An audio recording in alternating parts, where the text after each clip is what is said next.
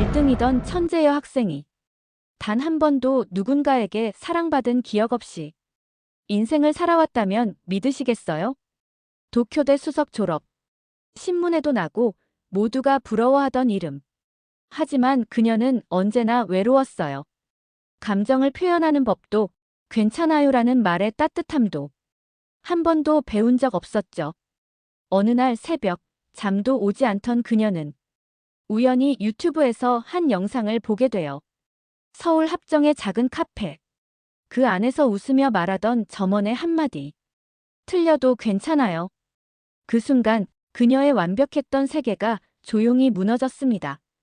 전통과 침묵, 수직과 경쟁.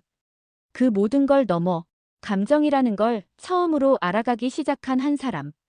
그녀가 만난 도시는 정답보다 진심을 먼저 가르쳐주는 곳이었어요. 도대체 한국에서 그녀에겐 어떤 일이 있었던 걸까요? 이야기 듣기 전 구독과 좋아요 꾹 눌러주세요. 여러분의 소중한 댓글도 환영합니다. 저는 나카모토 유리입니다. 28살이죠. 일본 전국 모의고사에서 1등을 했던 그 아이 맞습니다. 도쿄대 법학부를 수석으로 졸업했고 지금은 교토에 있는 대형 법무법인에서 일하고 있어요. 사람들은 저를 보면 늘 같은 반응을 보였습니다.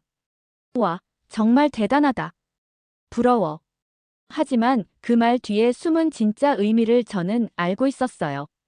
저 사람은 우리와 다르다. 가까이 하면 안 될 것 같다. 어릴 때부터 저에게는 늘 정답만 요구됐습니다. 수학 문제의 정답, 국어 시험의 정답, 심지어 친구들과의 대화에서도 올바른 답변이요. 틀리는 게 허용되지 않았죠. 부모님은 제가 실수하면 유리는 그런 실수를 하면 안 되지 않니? 라고 말씀하셨고, 선생님들도 너는 모범이 되어야 한다고 하셨습니다. 그렇게 살다 보니 언제부턴가 저도 모르게 감정을 숨기게 됐어요. 슬플 때도 괜찮습니다라고 말했고, 화가 날 때도 이해합니다라고 대답했죠. 제 마음속 진짜 생각은 점점 깊숙이 묻혀갔습니다. 회사에서도 마찬가지였어요. 동료들은 저를 존경하긴 했지만 함께 점심을 먹자고 하지는 않았습니다. 유리 씨는 바쁘실 텐데라며 거리를 두더라고요. 저 역시 그들의 농담이나 일상적인 이야기에 어떻게 반응해야 할지 몰랐어요. 그런 어느 날 밤, 침대에 누워 유튜브를 보고 있었습니다. 평소처럼 법률 관련 강의나 뉴스를 보려다가 우연히 한국 브이로그 하나를 클릭하게 됐죠. 안녕하세요. 오늘은 홍대 카페 투어를 해볼게요. 화면 속 한국 여성이 밝게 웃으며 말했습니다. 그 사람은 카페에서 메뉴를 잘못 주문하고는 실수했네요. 하하라고 웃어넘겼어요. 점원도 괜찮아요. 다시 주문하세요라고 자연스럽게 대답했죠. 저는 그 장면을 보며 충격을 받았습니다. 실수를 했는데도 아무도 그 사람을 탓하지 않았어요. 오히려 함께 웃고 있었죠. 여기 사람들은 진짜 자유로워 보여요. 틀려도 되고 완벽하지 않아도 되는 것 같아요. 그 브이로거의 말이 제 가슴에 깊게 박혔습니다. 틀려도 된다고요? 완벽하지 않아도 된다고요? 제가 평생 들어본 적 없는 말이었어요. 카페 안 사람들의 모습도 인상적이었습니다. 각자 다른 옷을 입고 다른 표정을 짓고 다른 이야기를 하고 있었죠. 누구 하나 똑같은 사람이 없었어요. 일본에서 제가 보던 획일적인 모습과는 완전히 달랐습니다. 정답보다 솔직함이 중요한 문화일까? 저는 혼잣말로 중얼거렸어요. 그 순간부터 계속 그 영상들을 찾아보게 됐죠. 한국 사람들이 길에서 자연스럽게 대화하는 모습, 카페에서 편안하게 시간을 보내는 모습, 실수해도 서로 이해해주는 모습들이 저에게는 너무나 신선하게 느껴졌습니다. 그날 밤 저는 처음으로 생각했어요. 나도 저렇게 살고 싶다. 정답이 아닌 내 진짜 모습으로 살고 싶다. 그 영상을 본 지 일주일 후, 저는 충동적으로 서울행 비행기표를 예약했습니다. 평생 계획 없이 행동해 본 적이 없던 제가 말이에요. 회사에는 개인 사정으로 휴가를 쓰겠다고만 말했죠. 인천공항에 도착했을 때의 기분은 지금도 생생해요. 설렘과 불안이 동시에 밀려왔거든요. 공항철도를 타고 홍익대 입구역에 내렸는데 생각보다 복잡한 지하철 구조에 당황했습니다. 지도를 보며 헤매고 있는데 한 청년이 다가왔어요. 실례합니다. 어디 찾으세요? 저는 깜짝 놀랐습니다. 일본에서는 모르는 사람이 먼저 말을 걸어오는 경우가 거의 없거든요. 특히 제가 외국인이라는 걸 알고도 말이에요. 아, 합정역 쪽으로 가려고 하는데. 아, 여기서 2호선 타시면 됩니다. 저도 그쪽으로 가는 길이에요. 그 사람은 자연스럽게 길을 안내해줬어요. 계단을 오르내리며 처음 오셨나 보네요. 한국 어때요? 라고 물어보기도 했죠. 저는 그런 자연스러운 친절함에 적응이 안 됐습니다. 합정에 도착해서 찾은 작은 한식당에서 또 다른 경험을 했어요. 메뉴를 보고 있는데 한국어가 서툴러서 엉뚱한 걸 주문했나 봅니다. 김치찌개를 시켰는데 된장찌개가 나왔거든요. 죄송합니다. 제가 잘못 주문한 것 같아요. 그런데 사장님 반응이 예상과 완전히 달랐어요. 아, 괜찮아요. 된장찌개도 맛있어요. 이거 먹어보시고 입에 안 맞으면 김치찌개로 바꿔드릴게요. 일본이었다면 저는 분명 미안해하며 조용히 그냥 먹었을 거예요. 하지만 여기서는 실수가 문제가 되지 않았어요. 오히려 맛있게 드세요라며 반찬까지 더 가져다 주시더라고요. 식사를 하며 옆 테이블 대화를 우연히 들었습니다. 두 친구가 회사 일로 고민 상담을 하고 있었어요. 나는 그 상사가 틀렸다고 생각해. 응, 그건 너 생각이야. 근데 나도 내 편이야. 그건 너 생각이야. 이 말이 제 마음을 흔들었어요. 일본에서는 개인적인 의견보다는 정답이나 다수의 의견이 중요했거든요. 하지만 여기서는 너의 생각이 존중받고 있었습니다. 카페로 자리를 옮겨 앉아 주변을 관찰했어요. 사람들이 정말 자유롭게 대화하고 있었거든요. 웃음소리도 크고 제스처도 과장되고 때로는 언성이 높아지기도 했지만 아무도 신경 쓰지 않았어요. 옆자리에 앉은 대학생 커플이 서로 다른 의견으로 토론하고 있었습니다. 진로 문제였는데 서로 완전히 다른 생각을 가지고 있었어요. 일본이었다면 갈등이 생겼을 상황이죠. 하지만 그들은 토론 끝에 이렇게 말했어요. 우리 각자 생각해보고 다시 얘기하자. 감정적으로 대립하지 않고 서로의 다름을 인정하는 모습이었습니다. 저는 그 순간 깨달았어요. 여기서는 정답이 하나가 아니라는 걸 모두가 받아들이고 있다는 것을요. 그날 밤 숙소에 돌아와 일기를 썼습니다. 평생 일기 같은 감정적인 글을 써본 적이 없던 제가 말이에요. 오늘 처음으로 내 실수가 문제가 되지 않는 곳을 경험했다. 사람들이 나에게 정답을 요구하지 않았다. 그냥 나를 한 사람으로 대해줬다. 창밖으로 보이는 서울의 야경을 바라보며 생각했어요. 이곳에서는 정말 틀려도 되는 건가? 완벽하지 않아도 사랑받을 수 있는 건가? 서울에서의 둘째 날, 저는 홍대 근처 게스트하우스에서 만난 한국인 민지와 함께 시간을 보내게 됐어요. 민지는 제 또래의 직장인이었는데 처음 만났는데도 스스럼 없이 대화를 나눠주더라고요. 유리 씨는 정말 말을 예쁘게 하시네요. 그런데 너무 격식 차리지 마세요. 민지의 말에 저는 당황했습니다. 평생 격식을 차리며 살아왔거든요. 일본에서는 그게 예의였고 특히 제 위치에서는 더욱 그래야 했죠. 함께 명동을 구경하며 쇼핑을 했는데 민지는 계속 제게 질문을 던졌어요. 유리 씨는 뭘 좋아해요? 취미가 뭐예요? 스트레스는 어떻게 푸세요? 저는 답변하기가 어려웠어요. 좋아하는 것, 취미, 그런 걸 생각해 본 적이 없었거든요. 항상 해야 할 일, 옳은 일만 해왔으니까요. 독서를 좋아합니다. 주로 법률 서적이나 경제 관련 책을 읽어요. 그것만요? 영화는 안 봐요? 음악은? 운동은? 민지의 연달은 질문에 저는 말문이 막혔어요. 그제서야 깨달았죠. 제가 얼마나 재미없는 사람인지를요. 카페에 앉아 이야기를 나누다가 민지가 조심스럽게 말했어요. 유리 씨, 실례가 안 된다면. 넌 감정이 없는 것 같아. 그 말이 제 가슴에 꽂혔습니다. 감정이 없다고요? 아니에요. 저에게도 감정은 있었어요. 다만 그걸 표현하는 법을 몰랐을 뿐이죠. 일본에서는 감정을 드러내는 게 약점으로 여겨져요. 특히 제 경우에는 더욱요. 왜요? 감정을 보이는 게 뭐가 잘못됐나요? 민지의 반문에 저는 할 말이 없었어요. 정말 왜 안 되는 걸까요?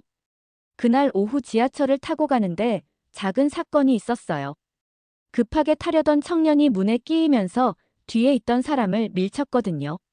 일본이었다면 서로 어색하게 외면했을 상황이죠. 그런데 그 청년이 먼저 돌아서서 말했어요. 아, 죄송해요. 급해서 그랬어요. 밀친 당한 사람도 웃으며 대답했습니다. 괜찮아요. 저도 그런 적 있어요. 저는 그 장면을 보며 또 한 번 충격을 받았어요. 서로 실수를 인정하고 용서하는 게 이렇게 자연스러울 수 있다니요. 민지와 헤어지며 그녀가 한 말이 계속 머릿속을 맴돌았어요. 유리 씨는 완벽해 보이는데 그게 오히려 사람들이 다가가기 어려워하는 이유일 수도 있어요. 완벽한 사람은 사랑받기 어려워요. 완벽한 사람은 사랑받기 어렵다. 저는 평생 완벽해지기 위해 노력해왔는데 그게 오히려 독이 됐다는 건가요? 그날 밤 숙소에서 거울을 보며 생각했어요. 거울 속 제 모습은 분명 흠잡을 데 없었어요. 단정한 옷차림, 완벽한 화장, 반듯한 자세. 하지만 그 안에 진짜 나카모토 유리는 있을까요? 핸드폰으로 일본에 있는 친구들에게 연락해봤어요. 하지만 대부분 업무적인 안부만 주고받을 뿐이었죠. 진짜 속마음을 나눌 수 있는 사람이 한 명도 없다는 걸 그때 깨달았습니다. 내가 왜 이렇게 외로운 걸까? 처음으로 제 내면의 목소리에 귀를 기울였어요. 그리고 무서운 진실을 마주했죠. 저는 완벽했지만 행복하지 않았어요.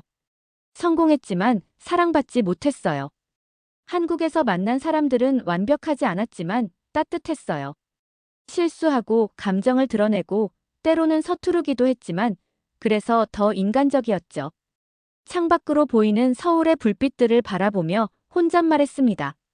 나도 저렇게 불완전하지만 따뜻한 사람이 되고 싶어. 서울에서의 셋째 날 아침, 일본에 있는 어머니로부터 전화가 왔어요. 평소보다 목소리가 심각했죠. 유리야, 뉴스 봤니? 한국에서 일본 여성이 피해를 당했다는 기사가 나왔어. 저는 급하게 일본 뉴스 사이트를 확인했습니다. 메인 화면에 큼지막하게 떠있는 기사 제목이 눈에 들어왔어요. 한국 남성과 연애하다 금전 피해. 일본 여성의 경고. 기사를 읽어보니 한 일본 여성이 한국 남성과 만나다가 사기를 당했다는 내용이었어요. 댓글들은 더 충격적이었죠. 역시 한국 남자들은 믿으면 안 돼. 일본 여성들이 한국의 환상을 가지고 있다. 한류에 속아서 현실을 못 보는 것. 저는 핸드폰을 보며 손이 떨렸어요. 며칠 전까지만 해도 이곳에서 따뜻함을 느꼈는데 갑자기 모든 게 의심스러워졌거든요. 어머니는 계속 걱정스러운 목소리로 말씀하셨어요. 유리야, 너도 조심해야 해. 아무리 좋게 보여도 문화가 다르니까 오해가 생길 수 있어. 네, 알겠어요, 어머니. 전화를 끊고 나서 저는 혼란스러웠어요. 지난 며칠간 경험한 따뜻함들이 정말 진짜였을까요? 아니면 제가 너무 순진했던 걸까요? 카페에 앉아 주변 사람들을 다시 바라봤어요. 어제까지는 자연스럽고 따뜻해 보였던 모습들이 갑자기 다르게 느껴졌어요. 혹시 저를 속이고 있는 건 아닐까? 제가 외국인이라서 이용하려는 건 아닐까? 그때 어제 만났던 민지에게서 메시지가 왔어요. 유리 언니, 오늘 시간 되세요? 맛있는 곳 알려드릴게요. 평소 같았으면 기뻤을 텐데 지금은 의심스러웠어요. 왜 저에게 이렇게 친절하게 대해주는 걸까? 뭔가 목적이 있는 건 아닐까? 저는 답장을 보내지 못하고 고민만 했어요. 일본에서 가족들이 보낸 기사 링크들이 계속 들어왔거든요. 한국 여행 시 주의사항 일본 여성들의 한국 남성 피해 살해 문화 차이로 인한 오해들. 제 머릿속은 완전히 뒤죽박죽이 됐어요. 논리적으로 생각하려고 했지만 감정이 앞섰죠. 내가 지금까지 느낀 건 진짜일까, 가짜일까? 저는 스스로에게 질문했어요. 평생 정답만 찾아왔던 제게 이런 모호한 상황은 너무 어려웠거든요. 호텔 로비에 앉아 일본 뉴스를 계속 보니까 한국에 대한 부정적인 기사들이 생각보다 많았어요. 정치적 갈등, 문화적 차이, 경제적 경쟁. 그런 것들이 개인적인 관계에도 영향을 미치는 걸까요? 가족들로부터 연이어오는 연락들이 제 마음을 더욱 흔들었어요. 유리, 빨리 돌아와. 거기서 뭘 얻으려고 하는 거니? 아버지의 메시지였어요.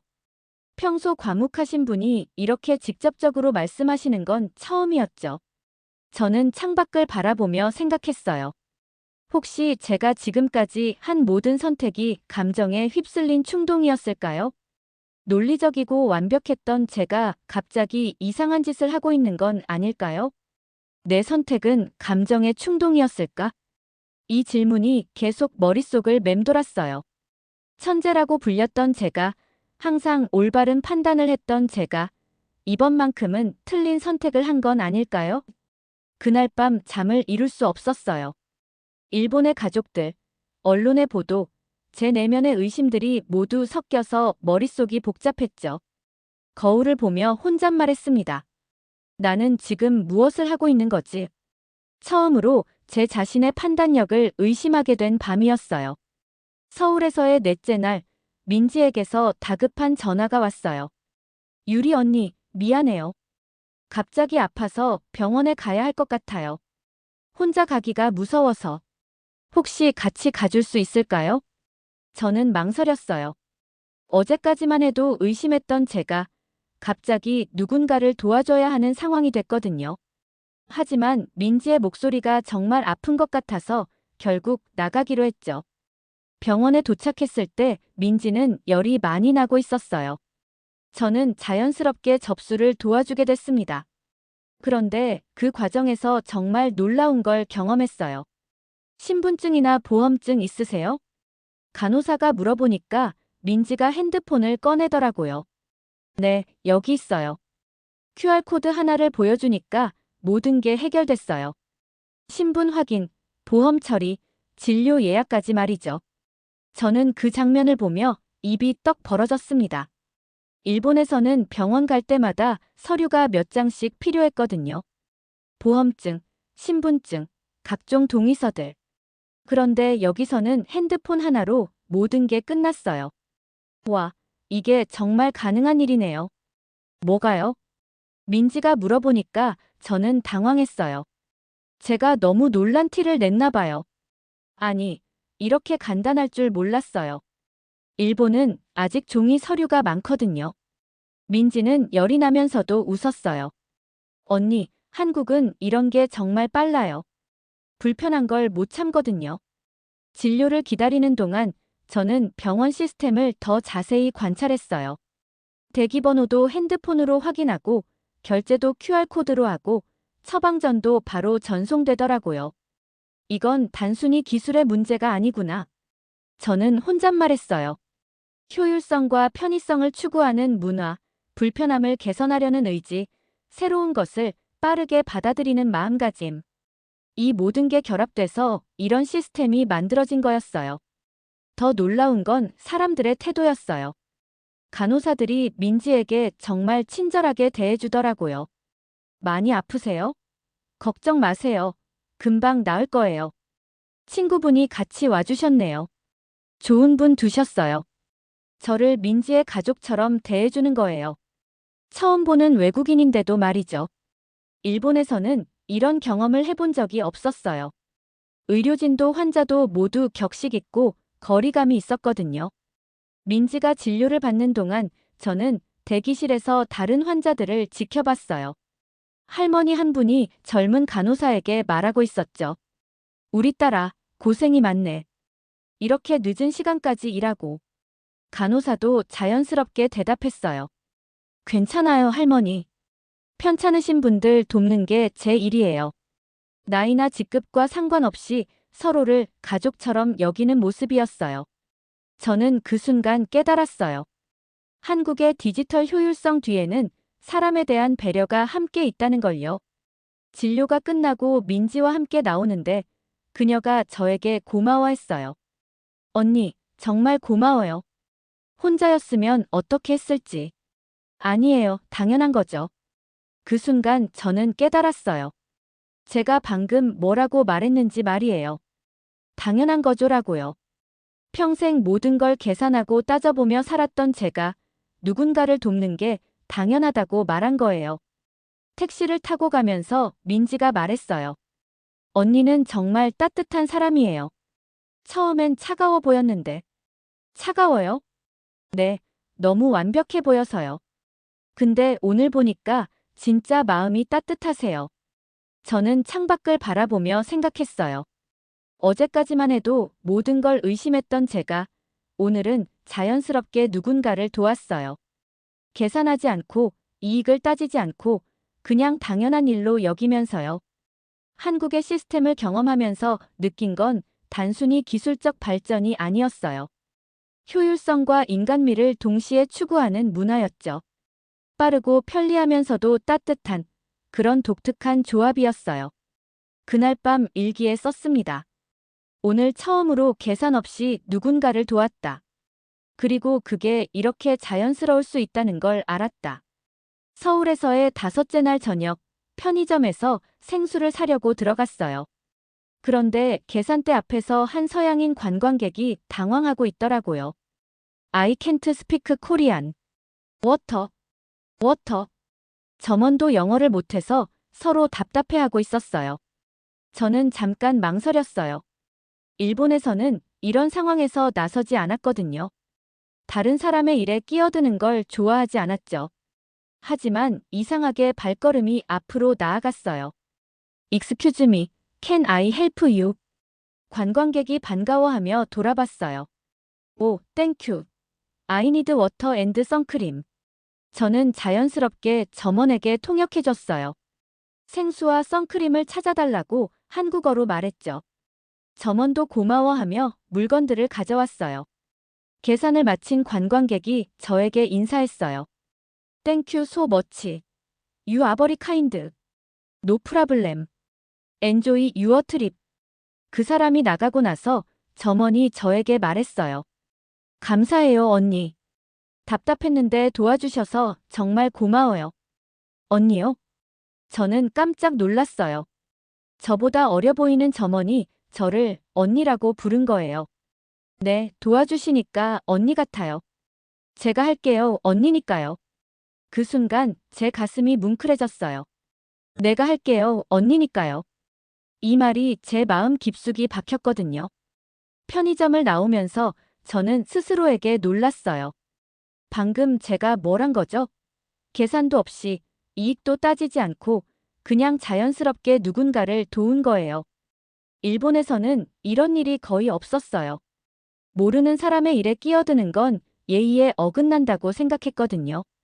하지만 여기서는 그게 자연스러웠어요. 걸어가면서 계속 생각했어요. 왜 제가 그 순간 나섰을까요? 그리고 왜 기분이 이렇게 좋을까요? 카페에 앉아 그날의 일들을 되돌아봤어요. 병원에서 민지를 도운 것, 방금 편의점에서 관광객을 도운 것, 모두 제가 평소에 하지 않던 행동들이었어요. 핸드폰으로 민지에게 메시지를 보냈어요. 오늘 편의점에서 외국인 관광객을 도와줬어요. 기분이 이상해요. 곧 답장이 왔어요. 언니, 어떻게 이상해요? 뭔가 따뜻해요. 마음이 말이에요. 그게 감정이에요, 언니. 누군가를 도와서 기쁜 감정이요. 감정이라고요? 저는 핸드폰을 보며 깊이 생각했어요. 정말 이게 감정인가요? 평생 억눌러왔던 그 감정이 지금 솟아오르고 있는 건가요? 그때 또 다른 메시지가 왔어요. 언니, 처음에는 차가워 보였는데 지금은 완전 다른 사람 같아요. 진짜 따뜻한 사람이었네요. 저는 그 말을 읽으며 울컥했어요. 따뜻한 사람이라고요? 저를요? 창밖을 바라보니 서울의 야경이 보였어요. 며칠 전만 해도 낯설기만 했던 이 도시가 이제는 친근하게 느껴졌어요. 사람들도 문화도 모든 게 제게 변화를 가져다 줬거든요. 내 감정이 처음으로 누군가에게 닿았어요. 저는 혼잣말로 중얼거렸어요. 평생 정답만 말해야 했던 제가 오늘은 제 마음에서 우러나오는 말을 했어요. 계산하지 않고 주저하지 않고 그냥 자연스럽게요. 일본에 있는 가족들에게 영상통화를 걸었어요. 어머니가 화면에 나타났죠. 유리야, 어떻게 지내니? 빨리 돌아와. 어머니, 저 많이 변한 것 같아요. 뭐가 변했다는 거니? 저는 잠깐 망설였다가 말했어요. 감정이 생긴 것 같아요. 누군가를 도와주고 싶은 마음, 함께 있고 싶은 마음. 어머니는 걱정스러운 표정을 지으셨어요. 유리야, 너무 감정적으로 되지 마라. 너는 이성적인 게 장점이잖니. 하지만 저는 알고 있었어요. 이성만으로는 진정한 행복을 느낄 수 없다는 걸요. 전화를 끊고 거울을 봤어요. 거울 속 제 모습이 며칠 전과 달라 보였어요. 똑같은 얼굴인데 뭔가 생기가 돌았거든요. 이게 진짜 나구나. 감정을 가진 나카모토 유리, 누군가를 도와주고 싶어하는 유리, 따뜻함을 느낄 줄 아는 유리. 이게 제 진짜 모습이었어요. 서울에서의 6째 날, 민지에게서 뜻밖의 제안을 받았어요. 언니, 오늘 우리 회사 미팅이 있는데 같이 가실래요? 재미있을 것 같아요. 미팅이요? 저는 회사 직원도 아닌데. 괜찮아요. 브레인스토밍 하는 거라 다양한 의견이 필요해요. 언니는 똑똑하시니까 도움될 거예요. 저는 망설였어요. 일본에서는 이런 상황이 있을 수 없었거든요. 회사 미팅에 외부인이, 그것도 외국인이 참여한다니요. 하지만 민지가 워낙 당연한 듯이 말해서 따라가게 됐어요. 넌 이제 우리 팀이야.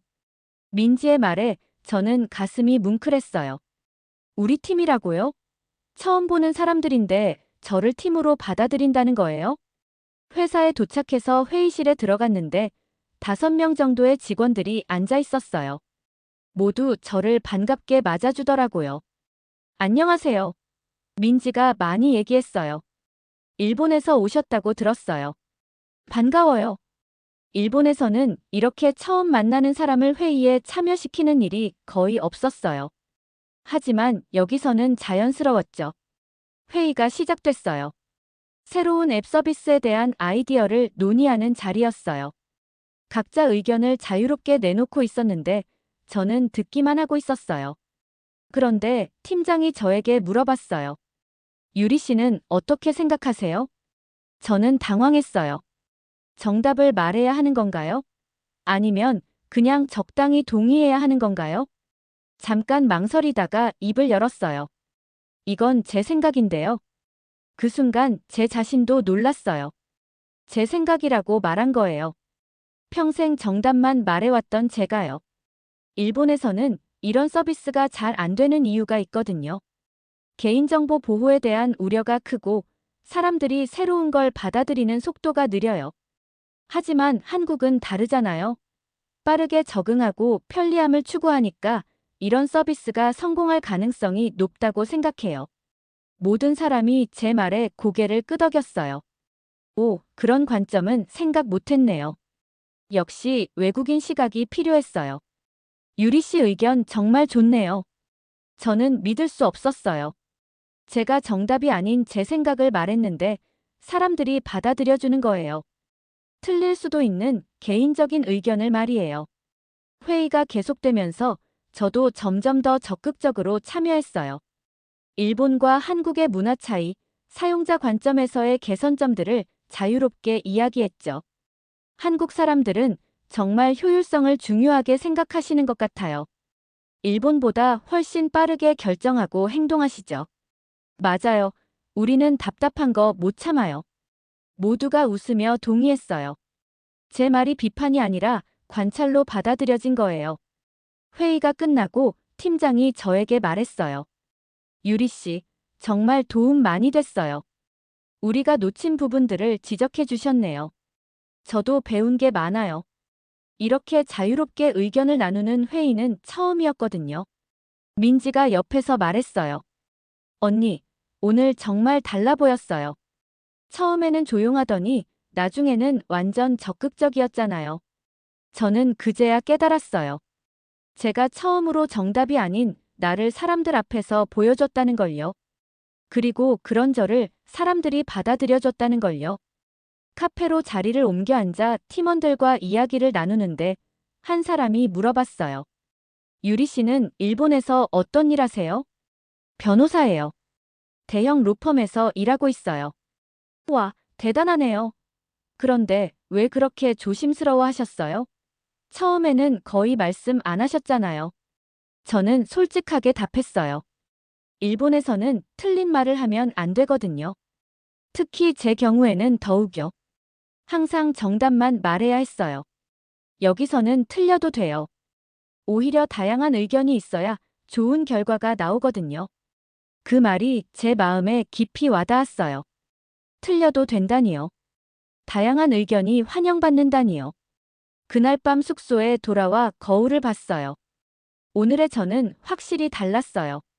눈빛도 더 생생하고 표정도 더 자연스러웠어요. 일본에 있는 동료에게 메시지를 보냈어요. 오늘 한국 회사 미팅에 참여했어.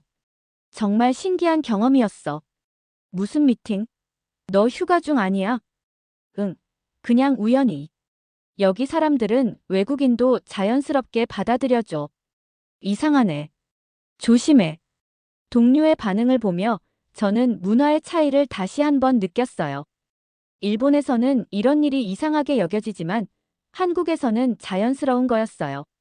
침대에 누워 오늘 하루를 되돌아봤어요.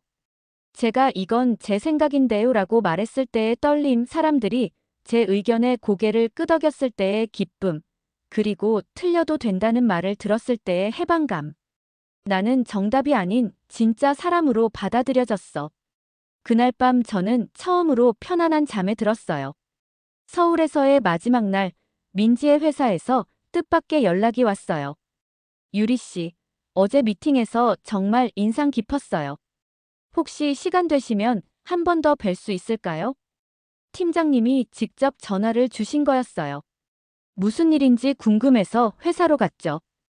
유리 씨, 정식으로 제안드리고 싶은 게 있어요. 팀장님이 진지한 표정으로 말씀하셨어요. 저희 회사에서 일해보시는 게 어떨까요?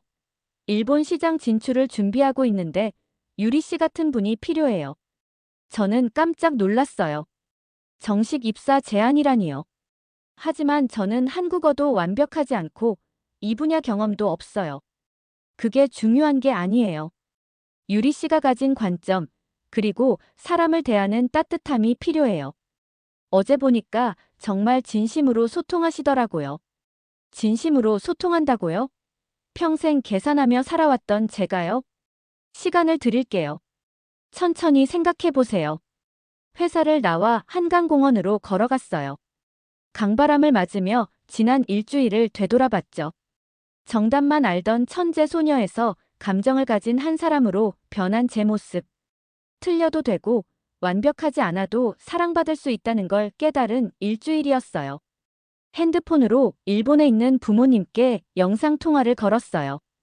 유리야, 언제 돌아오니? 어머니의 첫 마디였어요. 어머니, 아버지, 말씀드릴 게 있어요. 두 분 모두 심각한 표정이 되셨어요. 여기 회사에서 입사 제안을 받았어요. 뭐라고? 유리야, 너 정신 나갔니? 아버지가 놀라며 말씀하셨어요.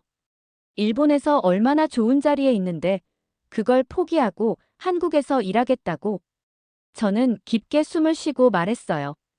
이곳은 나의 가능성을 봐줘요. 가능성이 뭐니? 너는 이미 충분히 성공했잖니. 아니에요. 저는 성공했지만 행복하지 않았어요. 완벽했지만 사랑받지 못했어요. 부모님은 당황스러운 표정을 지으셨어요. 여기서는 제가 틀려도 괜찮다고 해줘요. 감정을 드러내도 약하다고 하지 않아요. 제 진짜 모습을 받아들여줘요. 유리야. 어머니가 걱정스럽게 부르셨어요. 저도 처음엔 의심했어요. 정말 진짜일까? 이용당하는 건 아닐까? 하지만 아니었어요. 여기 사람들은 진심이었어요. 아버지가 한숨을 쉬셨어요.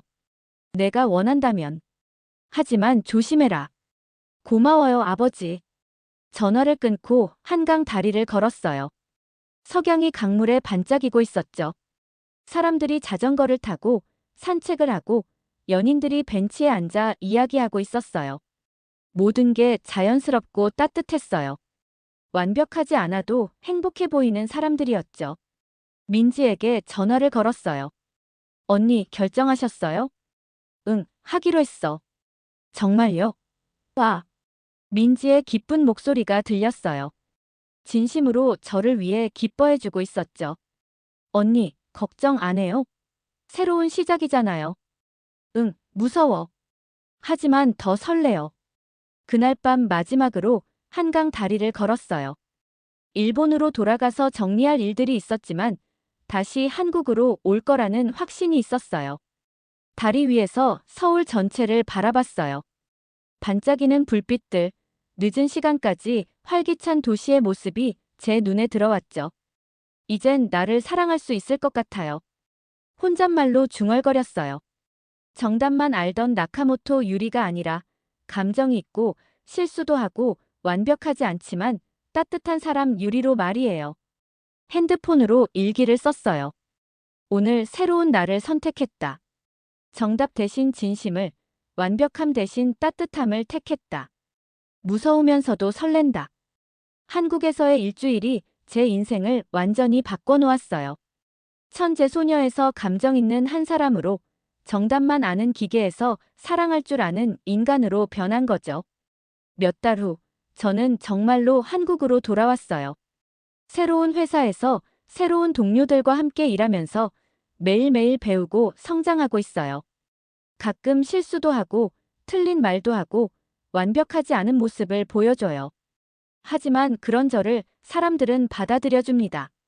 천재 소녀 나카모토 유리는 한국에서 진짜 사람 유리로 다시 태어났어요. 그리고 처음으로 행복하다고 말할 수 있게 됐죠. 이것이 제 이야기입니다. 경계를 넘어 진짜 저를 찾은 이야기요. 시청해주셔서 감사합니다. 좋아요, 구독은 저에게 큰 사랑입니다.